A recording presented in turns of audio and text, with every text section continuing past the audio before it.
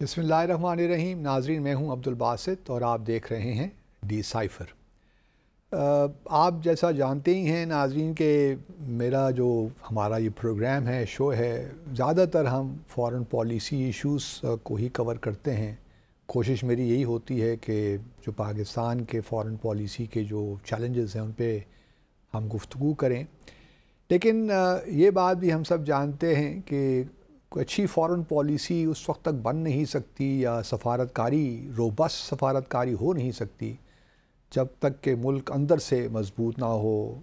चलिए मजबूत ना भी हो तो कम अज़ कम कोई मुस्तहकम हो, अदम इस्तेहकाम किसी सूरत हाल ना हो। तो फ़ॉरेन पॉलिसी और जो मुल्क के अंदर हालात होते हैं उनका बड़ा एक गहरा ताल्लुक़ होता है। मैं अक्सर लोगों से ये सुनता हूँ अपने पाकिस्तानी अपने दोस्तों से कि जी पाकिस्तान की सफारतकारी को तो बुरा हाल है, हमने ये खो दिया वो खो दिया।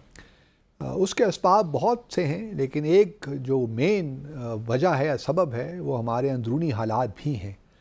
और आपने अक्सर लोगों को ये कहते सुना होगा कि unless we put our house in order, जब तक अपने घर को ठीक नहीं करेंगे उस वक्त तक हम एक मज़बूत खारजा पॉलिसी नहीं बना सकते, ना ही उस तरह सफारतकारी कर सकते हैं। तो ये दोनों चीज़ें आपस में बिल्कुल जुड़ी हुई हैं। इस वजह से आज मैंने सोचा कि अपने शो में हम थोड़ा सा देखिए कि हमारे जो मुल्क की सूरत हाल है वो ओवरऑल है क्या। आज हम ये बात नहीं करेंगे कि कौन सी पार्टी ठीक है कौन सी पार्टी गलत है। हम जो इश्यूज़ हैं उन पे बात हम करना चाहेंगे कि पाकिस्तान के एक्चुअली इश्यूज़ हैं क्या, हम सियासी इस्तेहकाम क्यों अभी तक लेकर नहीं आ सके, क्या वजूहात हैं। तो इन तमाम चीज़ों पे मेरे साथ आज डिस्कशन के लिए हमारे स्टूडियोज़ में मौजूद हैं डॉक्टर फ़ारूक आदिल। कॉलम भी अपना लिखते हैं एक्सप्रेस न्यूज़ में। इसके अलावा इनकी बहुत सी तसानीफ़ भी हैं। जब मुअर्रिख के हाथ बंधे थे, एक आँख में अमेरिका, ये इनका सफ़रनामा है। जो सूरत नज़र आई हमने जो भुला दिया। तो बहुत सी किताबें जो इन्होंने लिखी हैं और गहरी नज़र रखते हैं पाकिस्तान की सियासत पर, रियासत के जो मुख्तलिफ़ अमूर हैं उस पर। तो थैंक यू जी, बहुत आपका शुक्रिया डॉक्टर आदिल साहब फॉर ग्रेसिंग डिसाइफर। जी, आपके साथ बैठना एजाज़ है जी। हम तो नहीं, आपको बड़े इट्स म्यूचुअल आइडियलाइज़ करते हैं और सच ये है कि आप जिस अंदाज में गुफ्तगू करते हैं तो ये तो लगता नहीं डिप्लोमेट, ये लगता है शायर बात कर रहे हैं। नहीं, आपका हुस्न ज़न है। थैंक यू, बहुत शुक्रिया आपका। अच्छा, अपना आदिल साहब, देखिए हमारी सियासत, हम हमेशा सब वही कहते हैं कि जी पाकिस्तान को हमें अंदर से मजबूत करना चाहिए। प्रॉब्लम्स तो सारे जो हैं जानते ही हैं लोग ओवरऑल, लेकिन मैं चाहता आज ये हूँ कि हम थोड़ा सा कॉन्टेक्स्ट में चीज़ों को रख के अपने ऑडियंस के सामने पेश करें। मैं अगर आपसे ये पूछूं, ये सवाल करूं कि आप बहैसियत पाकिस्तानी शहरी के क्या समझते हैं कि पाकिस्तान के बुनियादी वो कौन से सियासी मसाइल हैं जिनकी वजह से हमारी सियासत किसी एक नहज पे नहीं जा रही, किसी सही राह पे गामजन नहीं है। क्या सियासी मसाइल हैं हमारे? आपको एक हिकायत सुनाऊं? प्लीज़। हमने मौलाना रूम की हिकायत पढ़ी। हमारी सोसाइटी में सेंट्रल एशिया और पाकिस्तान रूल कर रही है ना, शेख सादी की भी। तो मैंने एक इत्तेफाकन कशफल माजूब पढ़ी, तो मैंने कहा ये तो मजमुआ है हिकायत का, लेकिन हमारे बुज़ुर्गों ने इन पे काम नहीं किया, तो मैंने वो सारी लिख दी हैं। अच्छा, तो मेरी आने वाली किताब। अच्छा, माशाल्लाह, वेरी गुड। तो एक हिकायत है जो आपका सवाल है उससे बहुत रिलेट करती है। हुआ ये कि किसी गाँव में किसी बुढ़िया के घर में ना दीवार पर एक शाहीन आके बैठ गया। आप जानते हैं बड़ा शानदार परिंदा है और वो आन की आन में इकबाल का शेर है ना, शाहीन परवाज़ से थक कर नहीं गिरता। बिल्कुल। तो उस पर तनकीद भी बहुत है। पुरदम है अगर तू तो नहीं खतरा है उफ्ताद। बिल्कुल। तो जनाब वो शाहीन आके बैठा तो पूरा गांव जमा हो गया इस शानदार परिंदे को देखने के लिए। उनमें कुछ और लोग भी थे जो ज़्यादा समझदार नहीं थे, ज़्यादा हुस्न परस्त नहीं थे, उसकी जो खूबसूरती है उसको इंजॉय नहीं कर सकते थे।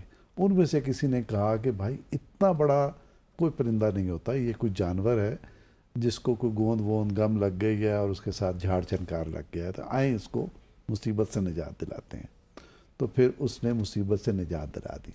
अच्छा। निजात जब उसको दिलाई मुसीबत से तो वो ज़ख्मी हो गया, उसके पर सारे ख़त्म हो गए और वो बेचारा चलने फिरने से भी माजूर हो गया और वो दीवार से गिरा और बुढ़िया के कदमों में आ गिरा।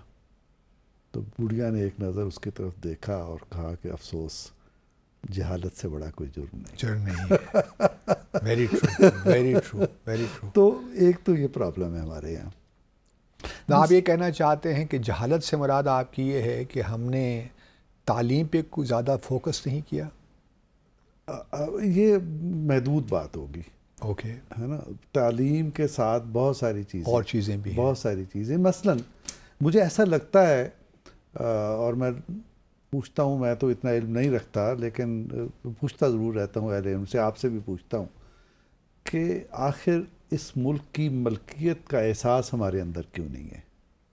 वो अपनायत जो होती है। हाँ, मसलन जब हम पत्थर मारते हैं, चाहे वो इशारा हो, ट्रैफिक सिग्नल हो, चाहे कोई बिल्डिंग हो, चाहे कोई बैंक हो, जब आग लगाते हैं तो उस वक्त हमारी रूह कांपती क्यों नहीं है जैसे हमारे घर को कोई तकलीफ़ हो? तो ये एक प्रॉब्लम है ना।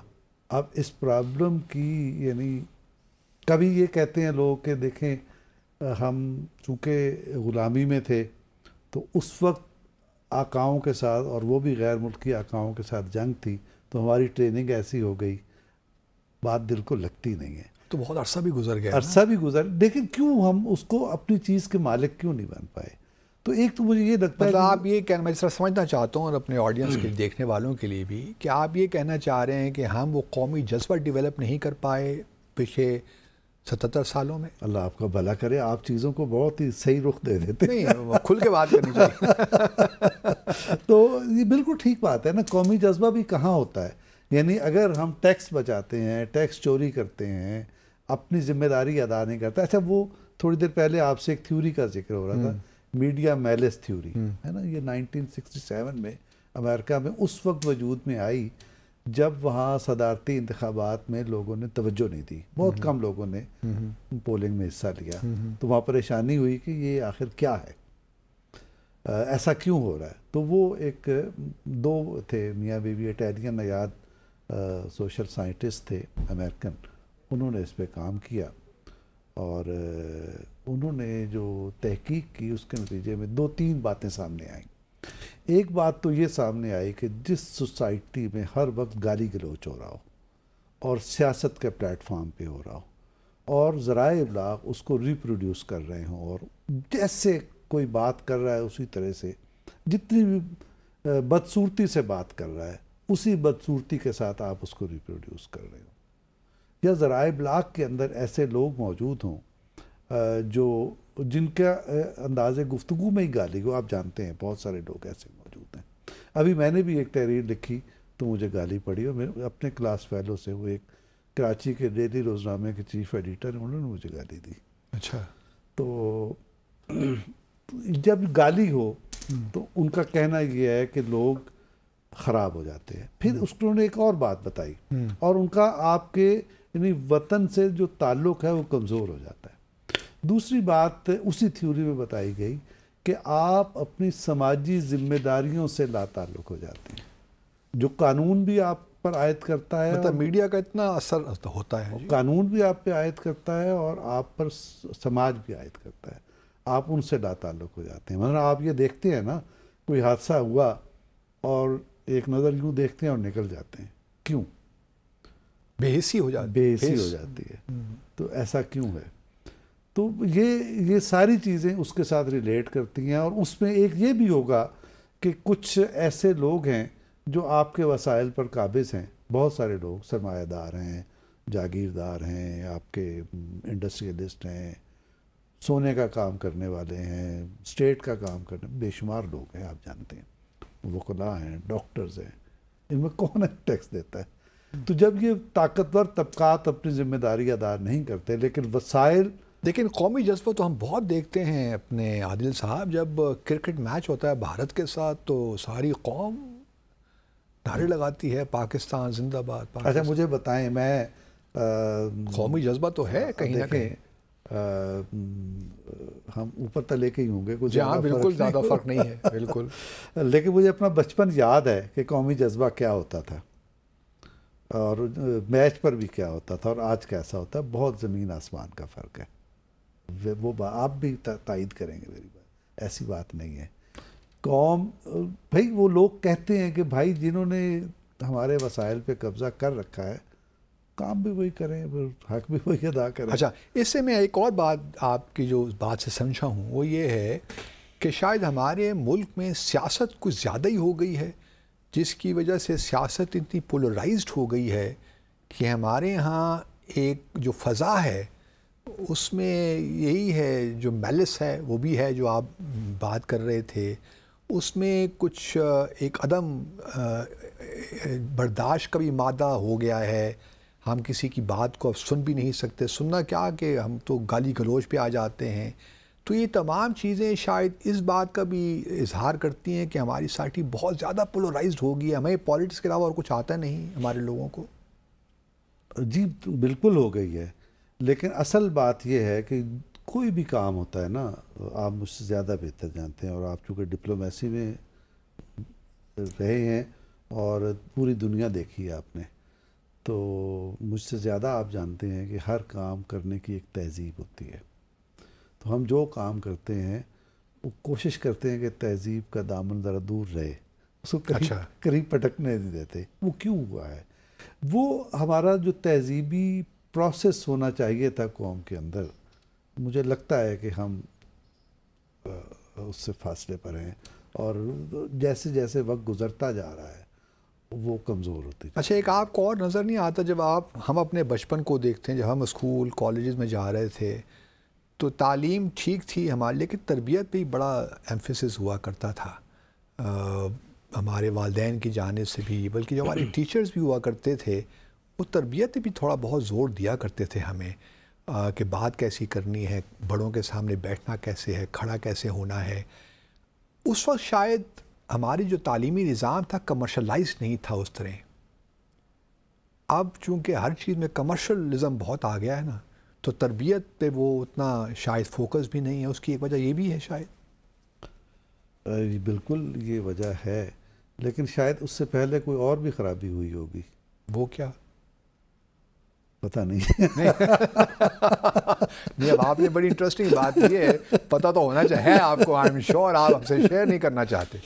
ये देखिए ना, आप क्या, जब रूल ऑफ द लॉ ना हो, कानून की हुक्मरानी ना हो, ठीक, और उसमें फिर जो ताकतवर हो वो अपना हक से ज़्यादा हासिल कर सकता हो, बल्कि आपका हक भी हासिल कर सकता हो, तो फिर ना कानून की हुक्मरानी रहती है, ना फिर मेरे ख्याल में फिर ज़िंदा रहने की आरजू ज़्यादा ताकतवर हो जाती है।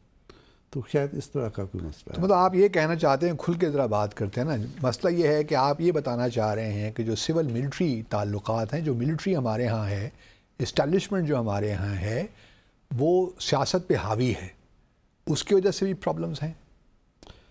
मैं ये महसूस करता हूँ कि इस वक्त, यानी गुज़श्ता 1-1.5 साल में ये रियलाइजेशन हुई है हमारी इस्टेब्लिशमेंट में कि शायद जो माजी गुज़रा है वो अच्छा नहीं गुज़रा, और उसका इजहार जनरल बाजवा ने किया।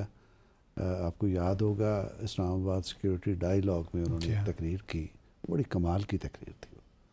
उन्होंने तकरीबन सारे मसाइल का बयान किया और तस्लीम किया कि हमसे ये गलती है। फिर जो अलविदाई खिताब किया उसमें भी सारी बातें उन्होंने कह दी। लेकिन वो तो चले गए, बात ख़त्म हो गई। नहीं, उसके बाद मैं ये समझता हूँ कि अब इस वक्त जो हमारी इस्टेब्लिशमेंट है, देख, तनकीद के पहलू हमेशा निकल सकते हैं, बेशुमार निकल सकते हैं। मसलन रात में एक चैनल पे देख रहा था, वो जो अल्लाह को जान देने वाले पार्लियामेंटेरियन थे PTI के, अल्लाह को जान देने हाँ, वाले, बार बार कहा करते शहरियार अफरीदी, शहरियार अफरीदी साहब, वो गुफ्तगू कर रहे थे और उसमें बात ये हुई कि भाई हम तो किसी से मुज़ाकरात नहीं करेंगे। हाँ, मतलब कि सियासी रहने का बात हम अगर बात करेंगे तो या आर्मी चीफ से करेंगे या DG ISI से बात करेंगे। तो ठीक नहीं कह रहे आपका ख्याल में?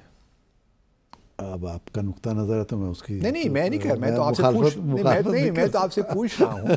आज तो मैं आपका नुक्ता नज़र जानने के लिए बैठा हूँ यहाँ पे। देखिए, अगर ये कोई बात फोरम, नेशनल फोरम पर आके कहता है तो इसका मतलब ये है कि हमारे यहाँ कोई प्रॉब्लम है ना। इसके बावजूद कि वो ये कहते हैं कि हम अब वो किरदार अदा नहीं कर रहे, हम दूसरी तरफ जा रहे हैं, तो कोई प्रॉब्लम है। प्रॉब्लम क्या है? अगर इस्टेब्लिशमेंट ये कहती है कि अब तक हम गलती करते आए थे और अब हम दुरुस्त रास्ते पे जाना चाहते हैं और आइन को पढ़ना जो है अपने अफसरों पर और अपने एहलकारों पर लाजिम कर रहे हैं, तो फिर क्या मसला है? फिर मसला ये है कि वो काम जो 2018 में या 2014 में या 16 में 17 में हुआ, कोई कांधे पे बैठ के आया और उसको आदत ही हो गई कि मुझे इसी तरह से आना है।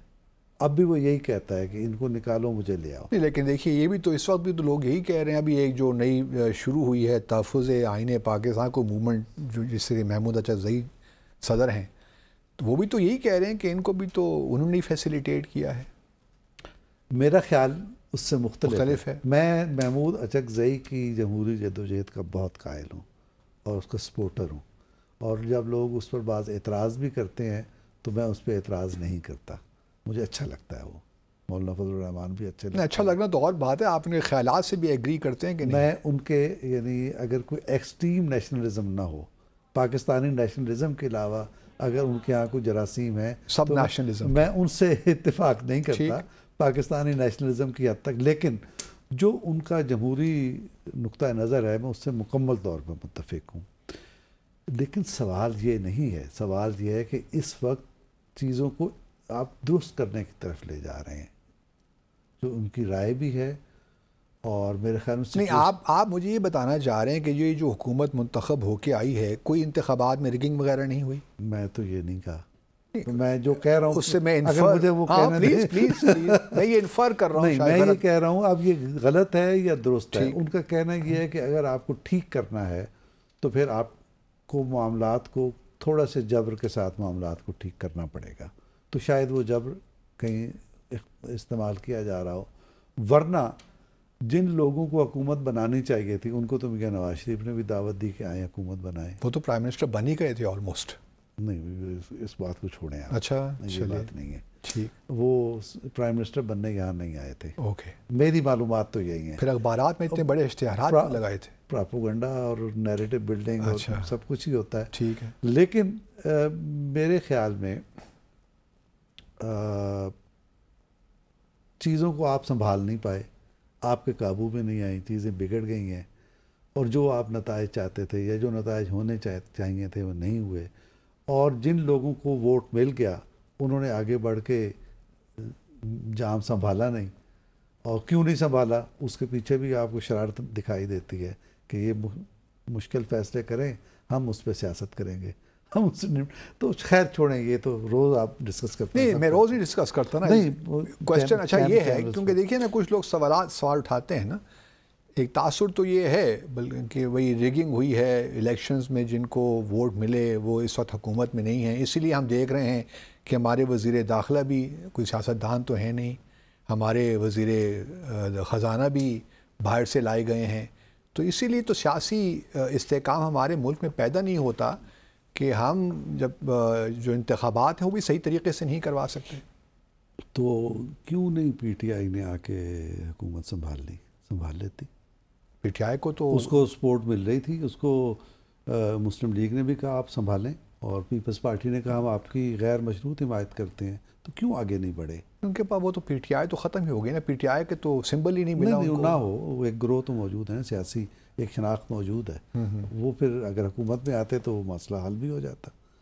हुकूमत में कैसे आ सकते थे? नहीं आ सकते थे, उनके पास मसाइल तो थे ना। क्या मसाइल थे? मसाइल यही थे कि सबसे ज़्यादा सिंगल लार्जेस्ट पार्टी थी, पहले भी सिंगल लार्जेस्ट पार्टी थी, अब भी थी, तो बना लेते हो, क्यों नहीं आगे बढ़े?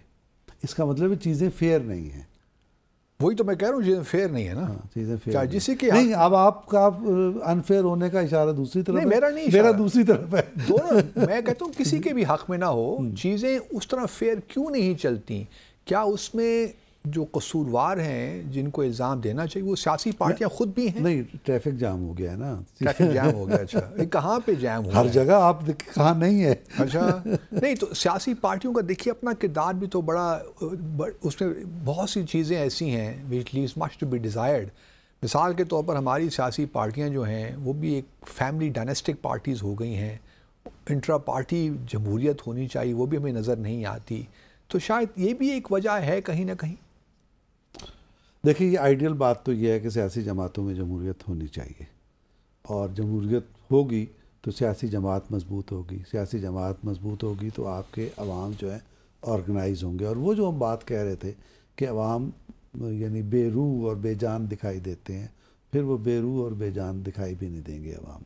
और वो जो हम 2015 का तुर्की का वाक़या है कि लोग टैंकों के सामने आके लेट गए, तो वो जज्बा भी पैदा हो जाएगा। तो अगर सियासी जमात ताकतवर होती है, लेकिन एक प्रॉब्लम है। हम चाहते हैं 1977 में वापस चले जाते हैं। पाकिस्तान पीपल्स पार्टी मैंने अपने बचपन में देखा है कि गली मोहल्ले के अंदर भी उसके यूनिट्स मौजूद थे। ये हमारे जो पड़ोसी थे उनका नाम मलिक हबीब था, तो वो वाइस चेयरमैन थे हमारे मोहल्ले की पार्टी के, पता नहीं हयात है या नहीं। तो अब इस सतह पे जाके सियासी जमात ऑर्गेनाइज होती थी, और पीपल्स पार्टी को आप मुजीबर रहमान शामी ये कहते हैं कि हमारे यहाँ अगर पाकिस्तान बनने के बाद कोई सियासी जमात ग्रास रूट लेवल पर बने हैं तो वो पाकिस्तान पीपल्स पार्टी, और ये बात दुरुस्त है। अच्छा, उनका ख्याल ये था कि पीटीआई भी यही है, लेकिन वो बाद में उन्होंने ट्रैक बदल लिया। तो अब ये जो ऑर्गेनाइज पार्टी थी, इस ऑर्गेनाइज पार्टी का हशर क्या हुआ? जैसे ही मार्शल लॉ लगा, गुलाम मुस्तफ़ा जितोई, हनीफ नामे, मौलाना कौसर नियाज़ी, गुलाम मुस्तफ़ा खर और भी कुछ नाम आपके ज़हन में होंगे, ये सारे के सारे अपना मुमताज़ भुट्टो साहब, पीरज़ादा साहब, ये सारे के सारे उस वक्त शादियाँ रचा रहे थे और मुखालिफ कैंप में एलानिया या गैर एलानिया खड़े थे। तो वो तो उसकी मौत के दर पे थे। तो क्या हुआ फिर? तो ये तो बड़ी आपने बड़ी इंटरेस्टिंग बात फिर इस मौके पर हुआ क्या? इस मौके पर ख़ानदान सामने आया, नुसरत भुट्टो और बेनज़ीर भुट्टो, और उन्होंने पार्टी भी बचाई और पार्टी आज तक चली आ रही है। ये उस ऑर्गेनाइज पार्टी की वजह से नहीं हुआ, ये उस ख़ानदान ने कुर्बानियाँ दी और ये काम हुआ। तो अभी भी शायद एक और ख़ानदान भी कुर्बानियाँ। अब आप ये देखें, मैं नहीं उधर जाने दूंगा। नहीं, मैं अभी एक वक्फा लेना, मुझे प्रोड्यूसर साहब कह रहे हैं बार बार कि वक्फा लेते हैं। नाज़रीन, मुख्तसर सा वक्फा लेकर आकर आदिल साहब से ज़रा पूछेंगे, ये जो बात कहना नहीं चाहते मैं इनसे कहलवाऊँगा। हमारे साथ रहिए।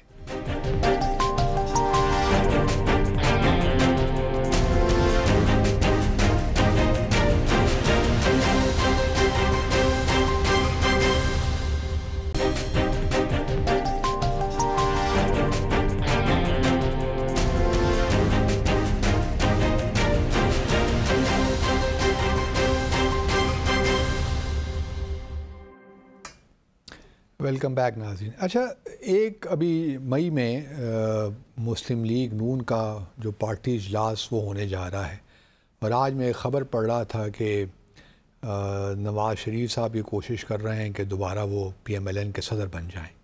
शहबाज शरीफ साहब प्राइम मिनिस्टर, और अच्छी जमहूरियतों में यही होता है। अपने हमसाया मुल्क भारत में अच्छी जमहूरियत तो वो नहीं है, लेकिन बहरहाल वहाँ पे जो पार्टी का सदर है वो पार्टी को ऑर्गेनाइज़ करता है, पार्टी के मामलात को, और जो प्राइम मिनिस्टर या लीडर है वो अपने गवर्नमेंट चलाता है। तो मेरे ख्याल में तो बड़ा अच्छा एक कदम हो जाएगा, इक़दाम होगा अगर ऐसा हो जाए तो। अच्छा, ये भी ठीक है, ऐसा ही होना चाहिए। अच्छा, आप इससे ज़्यादा मुत्तफ़िक़ नहीं? मैं अर्ज़ करता हूँ। अच्छा, मुस्लिम लीग नून यानी 99 में जब मार्शल लॉ लगा है जनरल परवेज़ मुशर्रफ में, तो चौधरी ख़ानदान, शेख रशीद और मियाँ अज़हर और बहुत से लोग थे, ये सारे के सारे मुस्लिम लीग काफ इन्होंने बना ली। और पार्टी कहाँ गई? तो पार्टी को फिर मरहुमा उनकी जो अहलियाँ थी कुलसूम नवाज़ साहब, वो और बिल्कुल आप जानते हैं घरेलू खातून थी, वो फिर सड़कों पे निकली, या एक मुशाहिदुल्लाह खान थे, और कौन था? तो इन लोगों ने आके पार्टी बचाई। अब ये ऐसा है क्यों? अच्छा, आपकी बात से मैं ये समझा हूँ कि चूँकि मैं तो खुल के बात करना चाह रहा हूँ, क्योंकि इस्टेब्लिशमेंट का बड़ा असर है, मामलात में दखल अंदाजी है, इस वजह से बहुत से पार्टी के जो मरकज़ी किरदार होते हैं वो पार्टी से अलग हो जाते हैं, और फिर जो पार्टी को संभालने वाले हैं वो फैमिली के लोग ही होते हैं। इस वजह से हमारे यहाँ फैमिली पॉलिटिक्स है। बिल आखिर ओके, तो देखिए ना, मैंने कहा था ऐसा हुआ क्यों, तो एक तो मैं यही बात जो आपने फरमा दी यही डिस्कस करना चाहता था, और उसकी वजूहात भी आपने बयान कर दी। दूसरे हमारे यहाँ जो सूरत हाल है और उसकी समाजी वजूहात भी होंगी और ख़ित्ते के भी कोई असरात होंगे कि पार्टी उसके हाथ में होनी चाहिए। तजर्बा ये बताता है कि जिसके गिर्द लोग जमा हो सकें। अगर आप किसी के गिर्द जमा नहीं हो सकते, मसलन शाहिद खाकान अब्बासी के गिर्द अगर पार्टी जमा नहीं हो सकती तो पार्टी उसके पास कैसे जाएगी? मरीम के गिर्द जमा हो सकती है, शहबाज शरीफ के गिर्द जमा हो सकती है, तो उनके पास जाएगी पार्टी। तो ये इसका एक पहलू ये भी है। और मेरे ख़्याल में जब तक हमारे यहाँ सियासी अमल मुस्तहकम नहीं हो जाता और वो ख़राबियाँ जिसका ज़िक्र हम यहाँ आप भी कर रहे हैं, मैं भी कर रहा हूँ, वो ख़राबियाँ दूर नहीं हो जाती, उस वक्त तक मेरे ख़्याल में ऐसे ही होगा और इसी तरह से सियासत बेहतर होगी और हमारे पास कोई दूसरा रास्ता नहीं है। अगर आपके सामने पीटीआई है, अगर पीटीआई में इमरान खान के खून के रिश्ते का कोई जानशीन होता तो ये जो धमा चौकड़ी वहाँ मची हुई है और ये सख्त ना होती, एक दूसरे के बाल नोच रहे हैं, ये ना होता। कोई डायरेक्शन नज़र नहीं आती पार्टी में, वरना हाँ, अच्छा, चूँकि बुशरा बीबी साहिबा भी तो इस वक्त ज़ेर अताब हैं, शायद वो भी वो किरदार अदा नहीं कर सकती। वैसे अच्छा ही है कि वो ना अदा करें। मेरे ख्याल में अगर वो एक्टिव हों तो इसको इस पार्टी को और नुकसान होगा। रियली मतलब उसका भी कोई फ़ायदा ना हुआ इमरान खान साहब? मेरा ख्याल है कि वो आपने जो उनकी गुफ्तगू सामने आई है मुख्तलिफ मौक़े पर, सबसे पहले तो वो जो समा में मलिक साहब हैं, बहुत पुराना इंटरव्यू, जब वो वज़ीर आज़म फर्स्ट लेडी थी, पूरी शख्सियत खुल के सामने आ गई ना। तो उनमें ना कोई गहराई है, ना कोई उनको फ़हम है दीन का, ना सियासत का, ना तारीख़ का, ना समाज का, वो कोई और ही फ़हम है उनको। और फिर उसके तो फिर आप इस सारे कॉन्टेक्स्ट में अगर मैं कहूँ तो पीटीआई का फ्यूचर क्या देख रहे हैं आप? मुझे तो नज़र नहीं आती पीटीआई की, क्योंकि पीटीआई तो अब इमरान खान ही है ना बुनियादी तौर। मुझे तो पीटीआई का कोई फ्यूचर दिखाई नहीं देता। अच्छा, बल्कि तारीख फ्यूचर है, कोई ना कोई अच्छा या बुरा फ्यूचर तो होगा ना। देखिए पीटीआई जो है ना, हमारे यहाँ यानी जब बाल सफ़ेद होने शुरू हुए, कम से कम या मेरे उड़ने शुरू हो गए। अच्छा, तो हमने इसको बनते देखा है इस जमात को। और मैं आपको अर्ज़ करूं, एक लतीफ़ा सुनाऊंगा और एक वाक़या सुनाऊंगा। कराची प्रेस क्लब में पहली बार जब मीट दी प्रेस में इमरान खान आए तो मैं हैरान हुआ कि जो प्रेस क्लब की दीवारें थीं उस पर लोग टंगे हुए थे इमरान खान की एक झलक देखने के लिए। तो मुझे अच्छा तो नहीं लगा क्योंकि मैं इनके अंदाज से मुत्तफ़िक कभी भी नहीं रहा। और उसकी वजूहात हैं बहुत सारी, वो अलग मौजू है। लेकिन मैंने ये जाना कि ये एक बहुत मकबूल आदमी है। और लतीफ़ा वो ये हुआ कि कराची आने से पहले लाहौर में उन्होंने किसी जर्नलिस्ट को थप्पड़ मार दिया था इमरान खान ने। अच्छा, और किस बात पे थप्पड़ मारा था? उन्होंने कहा था कि सवाल करने वाले ने सवाल किया कि आपका माजी ये है और आज आप हमें बता रहे हैं कि आप अल्लाह और उसके रसूल के नाम पे इस मुल्क को ठीक करना चाहते हैं, तो हम कैसे आपको उस माजी से अलहदा करें? तो जवाब नहीं दिया। ये तो माजी से इंसान अलग नहीं हो सकता, अपनी गलतियों से सीखता तो है। एक गुजारिश है ना, मैं तो ये दावा ही नहीं किया, मैंने तो आपको एक सवाल बताया, एक वाक़या बता रहा हूँ। अच्छा, ठीक है कि एक साहब ने सवाल किया कि आपका माजी ये है, थप्पड़ मार दिया उसको, और वो उठे और उसके मुंह पे थप्पड़ मार दिया। शायद या मुक्का मारा, थप्पड़ से ज़रा बड़ा होता है मुक्का। तो ये बात मैंने उनसे पूछी कराची प्रेस क्लब में कि मैंने कहा जी कि हम जो यहाँ कराची प्रेस क्लब बहुत बड़ा जमहूरी इदारा है। जी जी। तो हम तो यहाँ जहाँ बैठे हैं, यहाँ आमरीत में भी कभी जमहूरियत डिस्टर्ब नहीं हुई। तो हम आपको क्यों सुने कि आप तो लोगों को तशद्दुद करते हैं, तो आपका क्या जमहूरियत से लेना देना। तो अच्छा नहीं लगा उन्हें, और लेकिन कहने लगे नहीं बस वो हो गया, अब आपको जो भी करें मैं आप माइंड नहीं करूँगा। अच्छा चलिए, इंसान सीखता है ना जी। तो कहाँ सीखा, आज तक तो नहीं सीखा। अच्छा आपको एक और बात बताऊं जी, ये मेरे बचपन की बात है, यानी मैं स्कूल से निकल रहा हूँगा या कॉलेज में चला गया हूँगा, तो एक बच्चा, उस ज़माने में इतने जब मैच होते थे तो इतनी सख्ती नहीं होती थी। एक बच्चा जी आउट होके आ रहे थे, तो एक बच्चा उनके पास ऑटोग्राफ लेने गया, तो उसको थप्पड़ मारा था इन्होंने। रियली? यस, उसकी तस्वीर मौजूद है कराची में। एक अच्छा, फोटोग्राफर वो अभी जिंदा है जिसके पास ये तस्वीर। अच्छा, this is something very interesting जो आप बता रहे हैं। अच्छा, अब थोड़ा सा आगे चलते हैं। ये जो मतलब आपने ये कह दिया कि पीटीआई का कोई फ्यूचर आपको नज़र नहीं आता, इमरान खान का भी कोई लोग उसके साथ हैं, वाबस्ता हैं, उम्मीद है उनको, उसकी वजूहत और हैं, लेकिन मुझे इसका मुस्तकबिल, और इमरान खान का भी कोई सियासत मुस्तकबिल अब नहीं रहा आपके ख्याल में?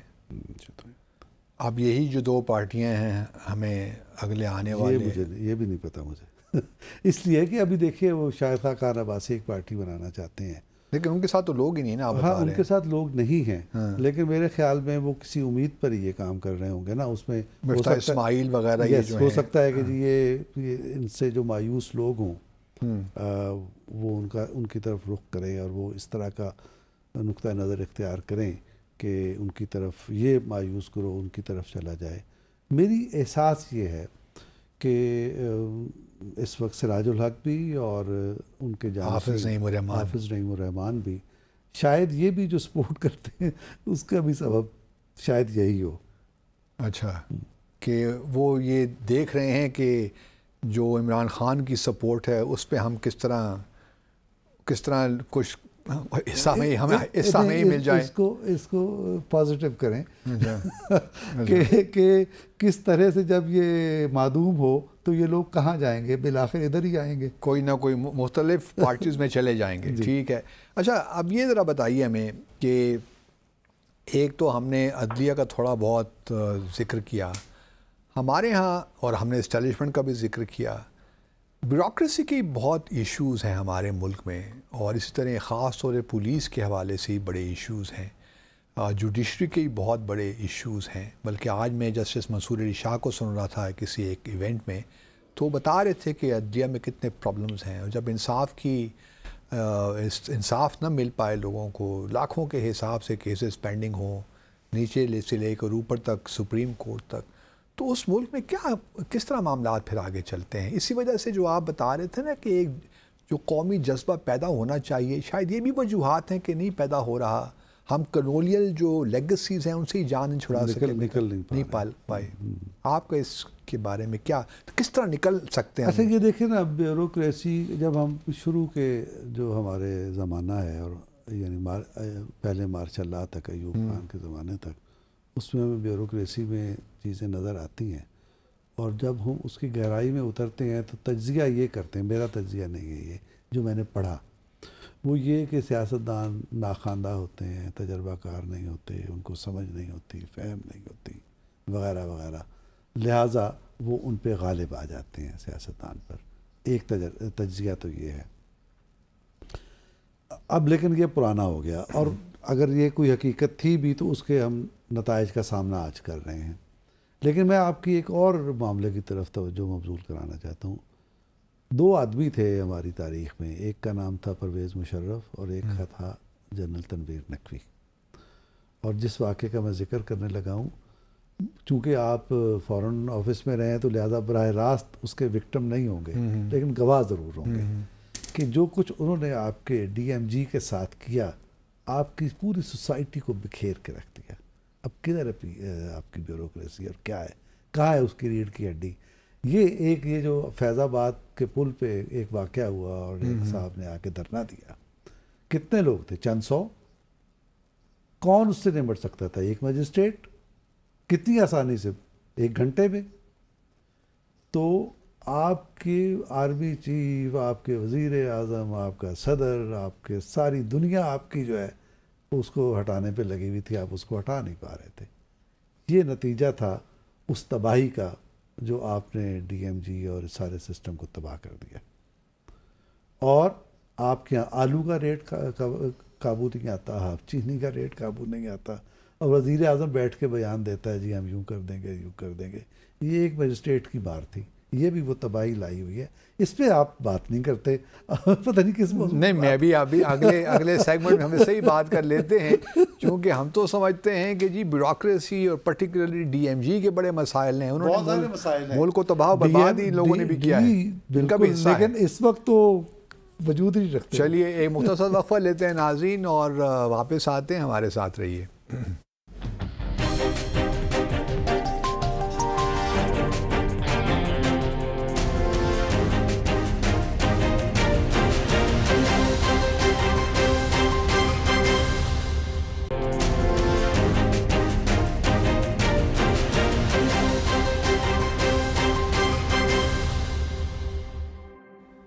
Welcome back. अच्छा आदिल साहब, पीएमएलएन के मैनिफेस्टो में था कि जी हम नैब को ख़त्म कर देंगे, और फिर इरफान सदीकी साहब ने सेनेट में तकरीर करके कहा कि जी ये निगरान सेटअप भी ख़त्म हो जाना चाहिए।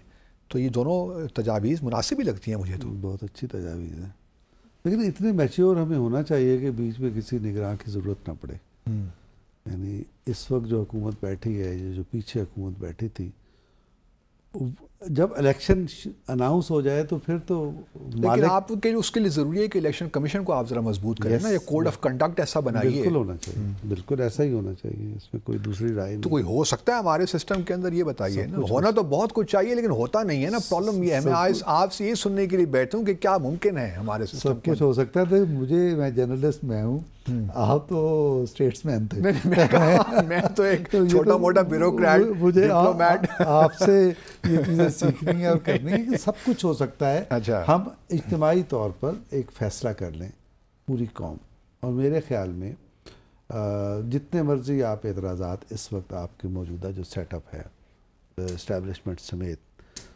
मैं ये महसूस करता हूँ कि हम इस वक्त एक मुआहदे में हैं, और ये मुआहदा वही है जिसको बेनज़ीर साहिबा ने न्यू सोशल कॉन्ट्रैक्ट कहा था, या मियाँ नवाज शरीफ साहब ये कहते थे कि हमें ट्रूथ एंड रिकन्सिलिएशन करने के बाद चीज़ें तय करनी है। तो अभी आइडियली तो ऐसा कुछ भी नहीं हुआ, और ये चीज़ें पार्लियामेंट के ज़रिए होनी चाहिए, वो भी नहीं हुआ। लेकिन लगता ये है कि हमारे यहाँ एक गैर, अब मुझे टर्म मुनासिब महसूस ज़हन में नहीं आ रही कोई, यानी गैर एलानिया तौर पर ये काम हमारे यहाँ स्टेक होल्डर्स के दरमियान हो गया है। और जब ये चीज़ें आपने तय कर ली, आपने अब ये तय कर लिया, अब ये देखें ना कि आप कोई चीज़ निजकारी करने लगते थे स्टील मिल की, तो एक तो दुनिया बदल जाती थी पाकिस्तान की। सो मोटो एक्शन आ जाता, एक एक्शन आता था, उसके बाद सिर्फ एक्शन थोड़ी होता था, इसके साथ दर्जनों चीज़ें और भी आती थी। तो वो अब नहीं हो रहा। और ये जो SIFC और ये सब चीज़ें हुई हैं, बज़ाहिर आप इसका कोई और मतलब भी लेते हैं, लेकिन पुरुमीद रहना चाहिए। मैं पुरुमीदी मेरी ये है कि ये दरअसल दुरुस्त रास्ते पर एक दफ़ा पूरी सपोर्ट के साथ, अब रियासत सही रास्ते पे गामज़न हो गई है, सपोर्ट के साथ चीज़ों को स्ट्रेंथन करे और कर रही है, और इसी अरेंजमेंट के तहत हो सकता है इलेक्शन भी, आप इलेक्शन कमीशन को भी ताकतवर बना दें और चीज़ें ठीक होनी चाहिए। और ये जो नैब है, इसने तो आपकी सारी मईशत की तबाही का जिम्मेदार भी, और भी बहुत सारे हैं, लेकिन वो कोई छोटा जिम्मेदार नहीं है, वो बड़ा मुजरिम है। तो आपका ख्याल है कि हुकूमत कर पाएगी नैब को ख़त्म? मुझे नहीं मालूम, अभी देखे ना आपके अंदर की खबरें क्या हैं, आपके पास तो खबरें होती 40 दिन हुए हैं इस हुकूमत को बने। 40 दिन हुए नहीं, और अब भारत के साथ तो ट्रेड करने के शुरू करने की हर रोज़ बातें कर रहे हैं। देखे ना, रियासत ने तय किया है ना, वो उसने नहीं तय किया। अच्छा, आपको याद नहीं है ना इस्लामाबाद सिक्योरिटी डायलॉग, उसमें कहा नेचुरल रियासत के तौर पे काम करेंगे। अच्छा, और पड़ोसियों के साथ भी। लेकिन यही तो तनकीद वो इमरान खान पे करते रहे कि आपने कश्मीर भेज दिया। सजदा साहब हो गया ना, यही तो समझ नहीं आती। नहीं, इमरान खान जो थे, उस जब क्या हुआ, जब ये रियासत ने तय किया कि हमने एक फितरी रियासत के तौर पे काम करना है, और अब तक जो काम किए हैं वो दुरुस्त नहीं थे, तो उसमें रुकावट बने ना इमरान खान, वरना तो ये सब झगड़ा खड़ा ही ना होता। अच्छा, तो अब तय हो गया है कि हमने भारत के साथ ताल्लुकात को ठीक करना। मेरी पूर्वउम्मीदी ये कहती है। कश्मीर चाहे जाए जहाँ कश्मीर ने कहाँ जाना है, कश्मीर ने हमारे साथ ही आना है। आप देखें ना, मेरी बदगुमानी है, मालूमात भी हैं वैसे कि ये सब कुछ जो 5 अगस्त हुआ है उसमें तो आपकी हुकूमत शामिल थी, इमरान खान शामिल थे उसमें, ट्रंप भी शामिल था। बहुत बड़ी बात कर रहे हैं सर, ये सारी दुनिया जानती है, मैं अकेला थोड़ी कह रहा हूँ। अच्छा, सभी कहते हैं। अच्छा, उसमें शामिल थे, आपने ये सारा वारदात की उसमें। ओके, वो अच्छा, आपको बड़ी तकलीफ हुई। तो मुझे याद है, मैं अखबार अगर हम शामिल थे, पाकिस्तान शामिल था। ज़रा एक सेकंड, आपको याद है, और आप तो डिप्लोमेट रहे हैं और मैं अखबार पढ़ता हूँ और टेलीविज़न देखता हूँ, मुझे याद है कि जब ये 5 अगस्त से हफ्ता 2 हफ्ते पहले और जितना भी अरसा पहले ज़मीन का गज़ बना हुआ था भारत का वज़ीर ख़ारजा, और वो भी पागलों की तरह घूमता फिर रहा था, मोदी पूरी दुनिया के दौरे कर रहा था। जवाबी सफारतकारी क्या थी आप मुझसे बेहतर जानते हैं। इमरान खान भी और शाह महमूद कुरैशी साहब फ़ोन पे सफारतकारी कर रहे थे उसके जवाब में। ये बात तो आपकी दुरुस्त है, इससे तो मैं एग्री करता हूं। इसका क्या मतलब है? फिर आप कहते थे कि जब तक ये ठीक नहीं करता हम सड़कों पे रहेंगे। कितने दिन आप सड़कों पे रहे? आप तो ना करें ना फिर ऐसा। चलिए, नहीं मैं तो कुछ नहीं कर रहा, मैं तो आज आपसे ही बात करना चाह रहा हूँ, आपके ख्यालात ही जानना चाह रहा हूँ, क्योंकि मेरी सोच जो है वो थोड़ी सी शायद उसमें नाकिस भी है और मेरे पास कोई इतनी इन्फॉर्मेशन भी नहीं होती। ऐसा नहीं है, आपको सब कुछ पता है। ये बताइए कि जो हमारा पॉलिटिकल सिस्टम है, हम जो मेच्योर जमहूरियतें होती हैं उसमें हम देखते हैं कि एक शेडो कैबिनेट भी बनती है, जिस तरह बरतानिया में तो ख़ास तौर पे ये है, तो हम वो क्यों नहीं फॉलो करते ताकि जो पार्टियां हैं वो अपने आप को अपोजिशन में भी तैयार रखें कि किस वक्त भी उनको हुकूमत मिल सकती है, उनको ये परेशानी ना हो कि वज़ीर दाखिला कौन बनेगा तो वज़ीर ख़जाना कौन बनेगा। फिर एक लतीफ़ा सुन लें। लतीफ़े बड़े मैं तकबीर में था, तकबीर में, और आई थिंक मैं यूनिवर्सिटी में भी था, पढ़ता भी था उसमें। मैंने सारी जो यूनिवर्सिटी की तालीम है वो मजदूरी करते करते, ठीक, माशाल्लाह, वो की है। तो पहले जंग में था, और जंग में मैंने डॉक्टर अताउर रहमान का इंटरव्यू किया तो सलाउद्दीन साहब की नज़र में आ गया। हमारे वक्त थोड़ा लतीफ़ा सुना दीजिए आप। तो वो मैंने इंटरव्यू किया प्रोफेसर गफूर का तकबीर से जाके। वो क्यों किया? हुआ ये कि मियाँ नवाज शरीफ ने कहा कि बेनज़ीर ने हुकूमत बना ली, हम शेडो गवर्नमेंट बनाएंगे। ओके, तो प्रोफेसर गफूर ने कहा कि ये नहीं होना चाहिए। तो मैं इंटरव्यू करने गया, सर ये क्यों नहीं होना चाहिए? मगर नहीं, हमारे यहाँ इसकी गुंजाइश नहीं है। लेकिन मैंने कहा सर होना क्यों नहीं चाहिए, ये बात उन्होंने नहीं मुझे बताई। चलिए, तो हमारे वो फिर हाफिज़ नईमुर रहमान साहब जो नए अमीर जमात इस्लामी है उनसे फिर पूछेंगे कि क्यों नहीं होना चाहिए। तो बहुत शुक्रिया अपना, मुझे बहुत फ़ख्र है कि मैं thank you very much. I really enjoy talking to you. इंशाल्लाह दोबारा भी आपको जहमत देते रहेंगे। नाज़रीन, आज का डिसाइफर यहीं ख़त्म करते हैं। इंशाल्लाह अगले जुमे के रोज़ आपसे मुलाकात होगी 10 बजे। अपने और अपने इर्द गिर्द रहने वालों का ख्याल रखिएगा। अल्लाह हाफ़िज़।